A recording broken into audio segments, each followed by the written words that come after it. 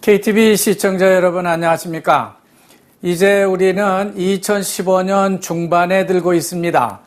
지금쯤 반둥 소래암과 같은 고산지대에 가면은 잘 익은 감을 싸게 사실 수 있습니다. 이 감을 사다가 껍질을 벗겨서 곶감을 만들기도 하고 남는 감이 있다면 그것으로 감식초를 만들어 두셨다가 드시면 좋을 것입니다. 하여간 지난주엔 가짜 플라스틱 쌀 문제로 전 인도네시아가 한참 떠들썩했습니다. 식약청에서 조사를 해본 결과 가짜 쌀이 맞다는 것으로 나왔기 때문입니다. 따라서 무역부 장관은 전 국민이 먹는 쌀에 누가 무슨 목적으로 플라스틱 쌀을 섞어 판 것인지 즉시 경찰과 국정원에 조사를 의뢰하였습니다. 아직 조사 결과가 나오진 않았지만 경찰과 농업부 그리고 무역부가 함께 조사한 바로는 가짜 쌀이 없다고 말하고 있습니다. 그렇다면 어느 한쪽이 거짓말을 하는 것이 됩니다. 쌀 표본은 같은데 한쪽에선 플라스틱 쌀이 발견되고 어느 한쪽에선 그런 것이 발견되지 않았다고 하는 것이죠. 어쨌든 이번 플라스틱 쌀 판매 문제는 경찰 측이 스코핀도 실험실 내부 실수로 돌리면서 이 문제를 수습하려고 하는 것 같습니다. 하지만 전국적으로 이미 큰 사회적 문제가 되고 있습니다. 더 나아가 조코위 정부를 아주 곤경으로 몰아가는 그런 사건으로 지나고 있는 겁니다. 즉 정치적 이슈로 변하고 있다는 것을 말해주고 있는 겁니다. 플라스틱 쌀 문제가 아직 가라앉지도 않았는데 이번에는 가짜 대학 졸업장 사태가 터지고 있습니다. 가짜 졸업장은 바탐섬에 위치한 한 대학에서 시작됐는데 자카르타를 비롯해서 버카시, 메단 등 전국 대학으로 번지고 있는 것이 문제입니다. 졸업장 한 장에 적게는 100만 루피아, 많게는 500만 루피아까지 나간다고 하니까 싸기는 참 싼 편입니다. 대학을 다닐 필요가 없게 된 겁니다. 가능하면은 우리 현지 직원들의 대학 졸업장도 이번 기회에 다시 한번 살펴보는 것이 어떻겠냐 하는 생각을 해봅니다. 골가루당 분열 사태는 전혀 수습의 기미가 보이지 않고 있습니다. 아브리잘 바크리 측은 아브리잘대로, 아궁락서노 측은 아궁대로 어떻게든 자기 지방선거에 자기 측 사람을 이 부부로 내보낼 수 있는 방법을 모색하고 있습니다. 그렇지만 선관위 측은 어떤 측은 봐주고 어떤 측은 안 봐줄 수 없다는 입장을 고수하고 있습니다. 결국 신문은 한 대의 자전거에 양측의 대표가 올라타고 각자 다른 방향으로 페달을 밟고 있는 그런 만평으로 그려되고 있습니다. 하지만 양측은 억지로라도 자기 지방선거에 나갈 수 있는 임시 방편적 합의를 모색하고 있습니다. 어쨌든 양측이 한 팀을 구성해서 이번 지방선거 한 고비만 일단 넘기고 보자는 그런 궁여지책이 아닌가 생각됩니다. 지금 인도네시아에선 축구 경기를 볼 수 없습니다. 그것은 체육부 장관이 PSSI라고 하는 인도네시아 축구협회 활동을 정지시켰기 때문입니다. 따라서 PSSI는 기존에 예정됐던 수라바야, 수마트라 남부의 팔렘방 그리고 파푸아 경기를 모두 접어야만 했습니다. 체육부 장관이 FIFA, FIFA 세계 축구연맹 소속의 PSSI의 활동을 제재하는 것은 PSSI 회장단 선거 과정에서의 돈거래 의혹과 축구협회 및 경기 운영상 부정부패 소문이 파다하기 때문입니다. 하지만 PSSI는 크게 반발하고 법적인 소송까지 불사할 것을 장담하고 있습니다. PSSI 측은 이와 같은 체육부 장관의 협회 운영 중단 행정조치에 대해서 FIFA의 지지를 호소하고 있습니다. 그렇지만 FIFA 회장단도 부정부패 의혹을 자기들이 받고 있는 이상 미국의 FIFA의 조사를 피할 수 없습니다. 이런 것을 인도네시아 말로 스블라스 두아블라스, 즉 11개나 12개나 뭐가 들겠느냐 그런 뜻이 되겠습니다. 그게 그거다 그런 말이죠.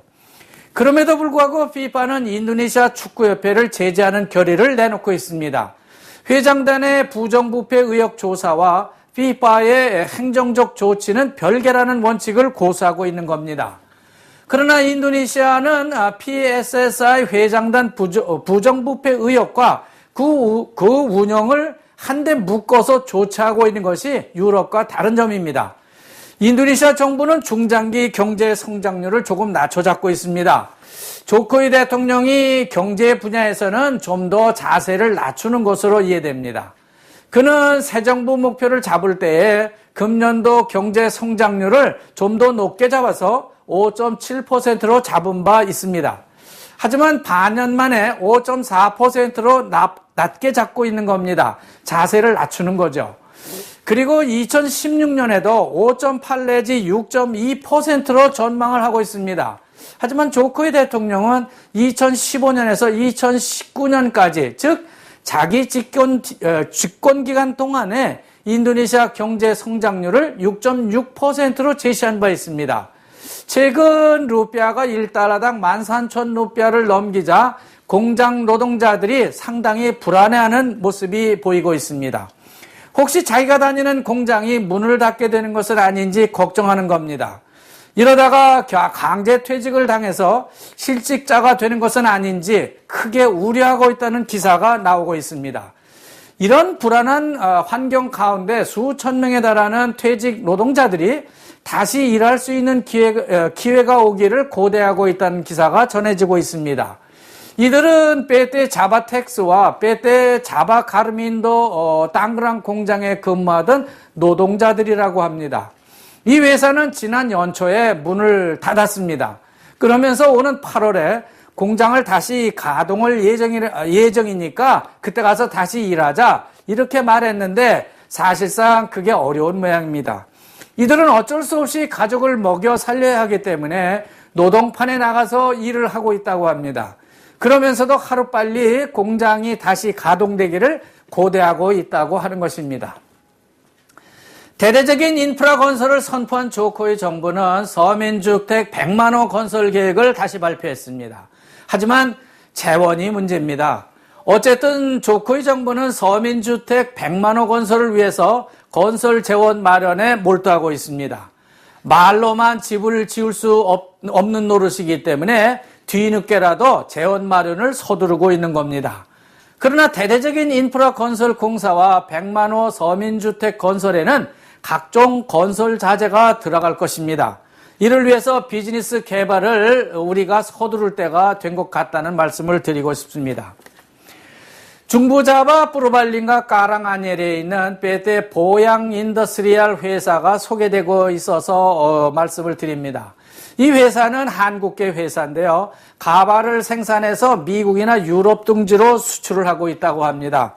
이미 소개해드린 바 있지만은 프루발린가 지방은 가발이나 눈썹을 만드는 한국계 공장이 아주 많이 진출해 있는 곳이기도 합니다. 문제는 이런 공장에 여자 직원들만 채용을 하다 보니까 상대적으로 남자들이 취직을 못해서 사회적 문제가 되고 있다고 하는 겁니다. 반텐조 산간 오지에 사는 바두이족이 소개되고 있습니다. 이들은 전기라든지 텔레비전, 라디오, 시멘트, 못, 자동차, 심지어 자전거 등 근대 문명의 이기를 모두 거부하면서 지금까지 자기 부족의 전통과 관습을 지켜온 아주 특이한 민족입니다. 지금도 바두이족은 외곽만 외부인이 들어올 수 있도록 개방을 하고 있는데 내부 바두이 마을은 외부 공개를 꺼리고 있습니다. 특히 외국인은 내부 마을로 들어갈 수 없습니다. 이곳을 가려면은 땅그랑, 세랑, 그리고 랑카스비퉁을 거쳐서 남쪽 산간 지방으로 한참을 내려가야 이 마을을 만날 수 있습니다. 끝으로 컴파스가 추천하는 따식말라야 군웅 갈룽궁 온천 한 곳을 더 소개해드리고 마치도록 하겠습니다. 물론 서부자바 수방의 찌아뜨르 온천과 가루찌 빠나스 온천이 그런 대로 유명하지만은 그 외에도 군웅 갈룽궁 산자락에 위치한 온천도 인기를 더하고 있기 때문에 많은 사람들이 이곳을 찾아간다고 합니다. 이곳 군웅 갈룽궁 산을 올라가다 보면은 자연 땀을 많이 흘리게 됩니다. 그런데 일단 산 정상에 올라서게 되면은 금세 서늘함으로 변하게 됩니다. 한번 여러분도 도전해 보시기를 권하면서 오늘은 여기까지 전해드리겠습니다. KTV 시청자 여러분 대단히 고맙습니다. 안녕히 계십시오.